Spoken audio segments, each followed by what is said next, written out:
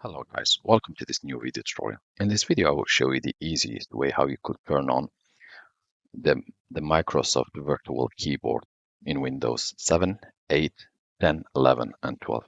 To do that, just click on the Windows Start button, locate your settings option and click on it to open. On the left panel, go to Accessibility, scroll down to the bottom, you will see Keyboard option available, click on it and scroll to the bottom again and you will see as the second line of options, on-screen keyboard access keys and print screen. Here you will see on-screen keyboard, the so-called also virtual keyboard. Click on it to turn on. If you would like to disable it, just click on X or just click off. Also, if you would like to use it, click anywhere and with the mouse, go back to your keyboard and type any letters and hit enter and you should be direct. I hope this video tutorial was helpful and easy to follow. If you would like, you can always press like and share if you find this video useful, and you can always subscribe to get our latest video. Thank you for watching and talk to you soon in a new video tutorial.